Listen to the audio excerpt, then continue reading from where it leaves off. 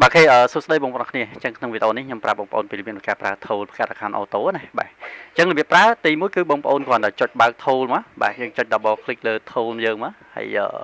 វា load ទាំង tool នឹងចេញមកអញ្ចឹងណាបាទអូខេអញ្ចឹងបន្ទាប់ពីយើងបើកហើយគឺយើងចូលមក connect កន្លែង setting បាទអញ្ចឹងយើងចូលមកកន្លែង setting មកហើយ tool យើងចង់ rec full verify ក៏បាន rec notary ក៏បានដែរអញ្ចឹងណាបាទបើយើងចង់ rec notary យើងរើសយក notary ទៅ rec full verify យើងយក full verify មកអញ្ចឹងណាបាទហើយកន្លែងនេះកន្លែង website សម្រាប់ឲ្យយើង verify មួយ account verify email អីចឹងណាបាទអូខេអញ្ចឹងក្នុងហ្នឹងគឺមាន website ច្រើនហើយមាន website ខ្លះ free website ខ្លះវាតើយើងដាក់លុយទិញ email verify អីចឹងណាបាទបានយើងដាក់ rec បានឥឡូវមកថាខ្ញុំរើសយក website នេះមួយបាទខ្ញុំរើសយក website ហ្នឹងហើយកន្លែងនេះគឺយើងអត់ចាំបាច់ធ្វើអីទាំងអស់ណាបើយើងអត់ចាំបាច់ធ្វើអីទាំងអស់យើងគ្រាន់តែទុកវាអញ្ចឹងទៅហើយកន្លែងនេះគឺយើងពេលដែលយើងបង្កើតយើងឲ្យវា upload profile ចាក់ 2FA ខ្លួនវាអញ្ចឹងណាបាទអូខេអញ្ចឹងយើងចុច save វាមកបាទចុចតែប៉ុណ្្នឹងហើយយើងធ្វើការselect លើទូរស័ព្ទបាទទូរស័ព្ទឬក៏ LD ពេលបើសិនកាលណាយើង rec មួយ LD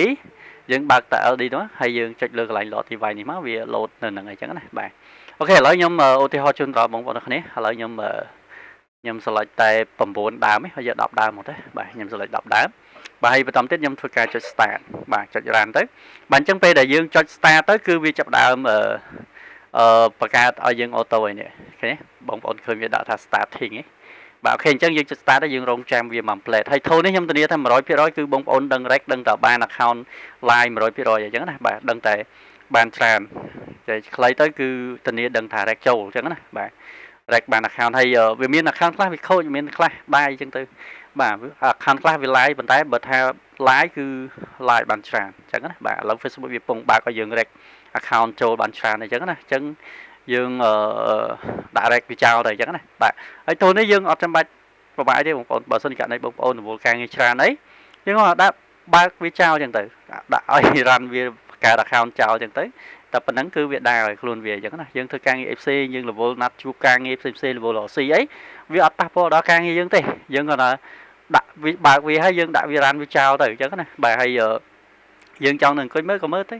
បាទនេះដូចខ្ញុំឯងខ្ញុំយប់ឡើងខ្ញុំដាក់បើកដាក់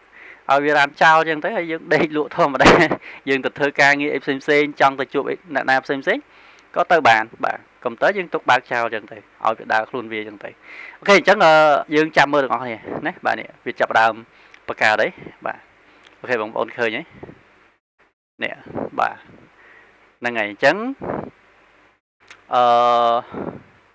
អូខេយើងរងចាំមើលវាដល់ចប់ណាបាទរងចាំមើលដល់ចប់បងប្អូនគ្នាថាវាដំណើរការ process អីយ៉ាងម៉េចអញ្ចឹងណាបងប្អូនបាទតែប៉ុណ្្នឹងមកបាទនេះបាទហើយបងប្អូនសួរថាមួយថ្ងៃបង្កើតបានមួយ account អត់កំណត់ទេបាទហើយវាអាស្រ័យទៅលើបងប្អូនភ្ជាប់បរិញ្ញាមួយ phone farm ឬក៏បើក LD បានបានផ្ទាំងអញ្ចឹងណានេះទូរស័ព្ទនេះម្ដងនេះរ៉ាន់បាន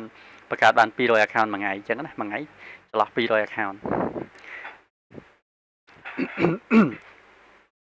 គេយើងចឹងចាំមើលទាំងអស់គ្នាថា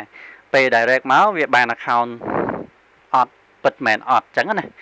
ហើយបងប្អូនដែលចង់ទិញបទប្រកាសចង់បានបទប្រកាសចំណាយពេលវេលាមើលឲ្យ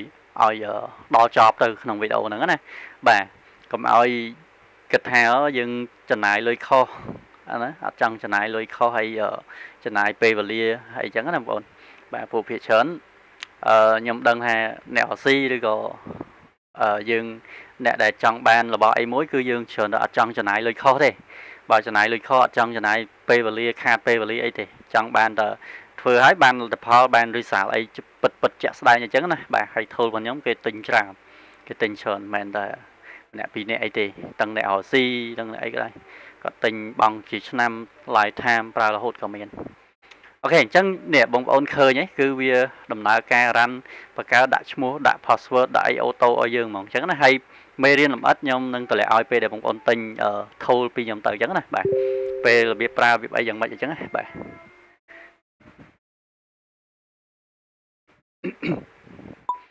អូខេនេះអញ្ចឹងបងប្អូនឃើញហើយនេះគឺវាទិញពេលដែលយើង rec មកគឺវាទិញ email ទិញអីយកមកដាក់ចូលក្នុងនឹងឲ្យ verify ឲ្យយើងមួយសិតហ្មងទាំង confirm code ទាំងអីក៏ដោយទាំងអស់អញ្ចឹងណាបាទបងប្អូនឃើញហើយនេះ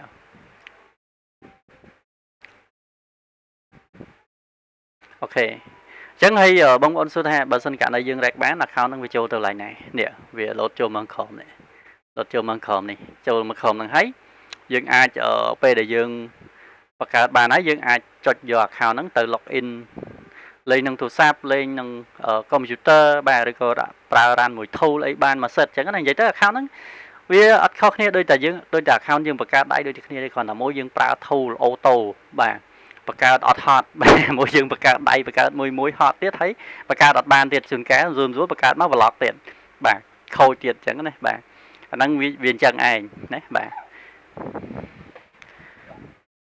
ហ្នឹងហើយអូខេអញ្ចឹងបងប្អូនចាំមើលទាំងអស់គ្នាទៅបាទយើងរងចាំមើលដល់ចប់ទេ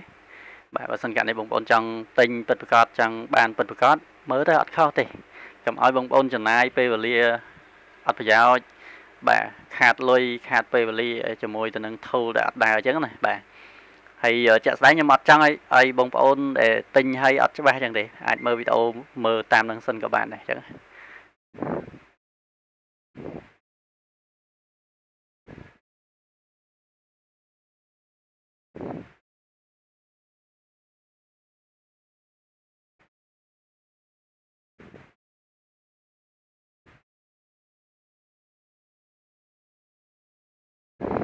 បាទអូខេអញ្ចឹង account នេះ rec ចូលបានមួយនេះ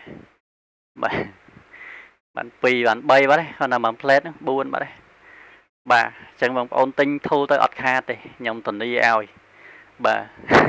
100%គឺដឹងតែ rec បានហើយអញ្ចឹងណាបាទគ្រាន់តែមាន account ខ្លះវាខូច account ខ្លះវាបាន live អីចឹងណាបាទអាហ្នឹងគឺភាគជាក់ស្ដែងគឺវាអញ្ចឹងវាដោយងាយដោយអីទេជួនកាលទៅ Facebook strict ខ្លាំងទៅបង្កើតអត់សូវបានជួនកាលទៅដូចឥឡូវ Facebook វាបើកឲ្យ rec បានច្រើនអញ្ចឹងទៅវាចូលបានច្រើនអញ្ចឹងទៅអញ្ចឹងណានេះបងប្អូនឃើញវាដើរចាក់ profile ចាក់អីខ្លួនវាទាំងអស់ដូចនៅក្នុង setting ខ្ញុំកំណត់មិញណាបាទអូខេអញ្ចឹងយើងចាំមើលពេលដែលយើង rec ចប់វាបង្កើតរួចរាល់ហើយអស់ហើយវា load ចូលទៅណាអញ្ចឹងនេះឥឡូវវាអត់ទាន់មកណាបាទអត់ទាន់មកទេអូខេហ្នឹងហើយចឹងយើងចាំមើលដល់វាចាក់ profile អីហើយអស់ចាក់ 2FA ហើយយើងអាចយក account ហ្នឹងទៅលេងបានទេ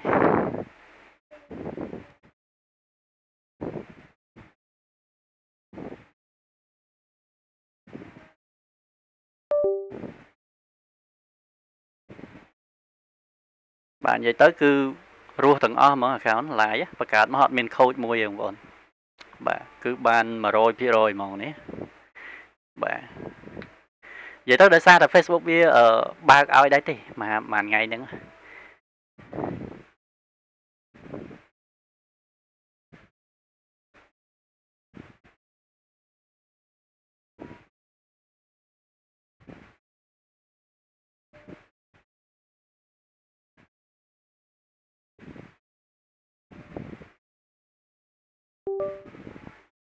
អូខេនេះបងប្អូនឃើញហើយ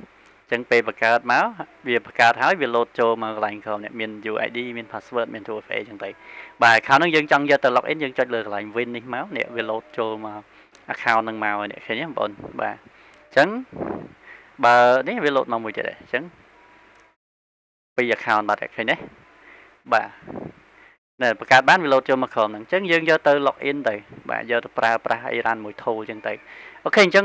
ក្នុងវីដេអូនេះខ្ញុំមានតែប៉ុណ្្នឹងទេហើយបងប្អូនចង់ទិញអាចតំណតំណងឆាតមកខ្ញុំបានបាទបងជាខែក៏បានឆ្នាំក៏បានទិញប្រើរហូតក៏បានអូខេសូមអរគុណច្រើនបងប្អូនទាំងអស់គ្នា